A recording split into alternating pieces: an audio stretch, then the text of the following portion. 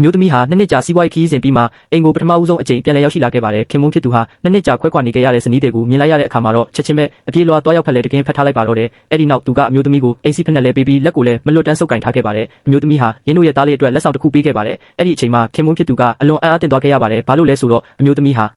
သူနဲ့သားလေးအပေါ်ရခင်ကဘယ်တော့မှဂရုမစိုက်ခဲ့ဘူးလို့ပါပဲ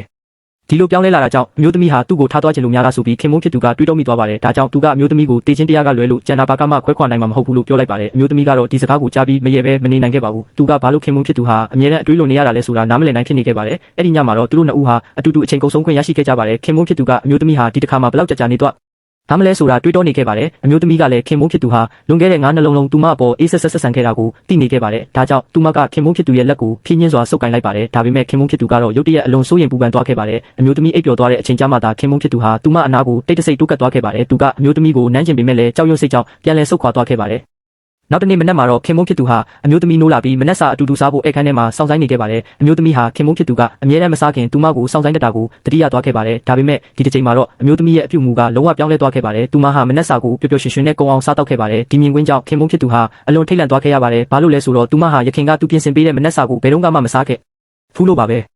တကယ်တော့ဒီအဖြစ်အပျက်တွေအားလုံးဟာလွန်ခဲ့တဲ့9နှစ်ကတည်းကစတင်ခဲ့တာဖြစ်ပါတယ်အမျိုးသမီးရဲ့ကုမ္ပဏီဟာငွေကြေးပြတ်လတ်မှုကြောင့်ဒေဝါလီခံရမယ့်အခြေအနေနဲ့ကြုံတွေ့နေရချိန်မှာအမျိုးသားတဦးရုတ်တရက်ပေါ်လာပြီးကူညီပေးခဲ့ပါတယ်ဒါပေမဲ့သူ့ရဲ့တတ်မှတ်ချက်ကတော့အမျိုးသမီးအနေနဲ့သူ့ကိုလက်ထပ်ရမယ်ဆိုတာပါပဲဒါကြောင့်အမျိုးသမီးဟာအဲ့ဒီအချိန်ကရီးစားဖြစ်သူနဲ့လမ်းခွဲခဲ့ရပါတယ်ဒါပေမဲ့သူမကခင်မုန်းဖြစ်သူဟာရီးစားဟောင်းကိုမတရားဆွဆွဲပြီးထောင်ထဲပို့ခဲ့တာလို့အမြဲတမ်းယုံကြည်နေခဲ့ပါတယ်အဲ့ဒါကြောင့်ပဲ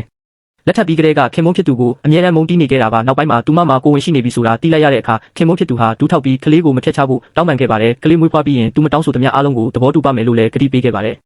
အဲ့ဒီနောက်ပိုင်းမှာတော့အမျိုးသမီးဟာသူမရဲ့တရုတ်ပညာရက်ကိုမြင့်တင်ဖို့အတွက်ပြည်ပကိုထွက်ခွာသွားခဲ့ပါတယ်သူမဟာခင်မုန်းနဲ့တားဖြစ်သူအပေါ်9နှစ်တိုင်တိုင်အလွန်အေးဆက်ဆက်ဆံခဲ့ပါတယ်လွန်ခဲ့တဲ့တစ်ပတ်ကမှသာသူမဟာအမှန်တရားကိုသိရှိခဲ့ရတာဖြစ်ပါတယ်ကုမ္ပဏီကိုဒုက္ခရောက်အောင်လုပ်ခဲ့တဲ့သူဟာတကယ်တော့သူမရဲ့ရီးစားဟောင်းဖြစ်နေပြီးခင်မုန်းဖြစ်သူနဲ့လုံးဝသက်ဆိုင်ခြင်းမရှိတာကိုသိလိုက်ရပါတယ်အဲ့ဒီအချိန်မှာပဲသူမဟာဒီနှစ်တွေတစ်လျှောက်လုံးခင်မုန်းဖြစ်သူအပေါ်အထင်လွဲမှားခဲ့တာကိုနားလည်သွားခဲ့ပါ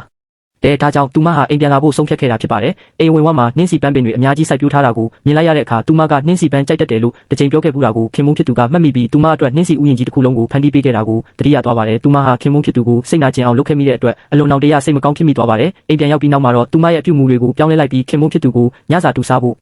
ဖိတ်ခေါ်ခဲ့ပါတယ်။သူမကိုအမြဲတမ်းချစ်ပေးခဲ့တဲ့ခင်မုန်းဖြစ်သူအပေါ်အမားတွေကိုဖြည်းဖြည်းချင်းပြန်လည်ကုစားပေးခြင်းနေခဲ့လို့ပဲဖြစ်ပါတယ်။နောက်ထပ်ဘာတွေဆက်ဖြစ်မလဲဆိုတာသိချင်ရင်တော့အခုပဲဒီ channel လေးကို like follow နဲ့ subscribe လုပ်ထားပေးကြပါဦးခင်ဗျာ။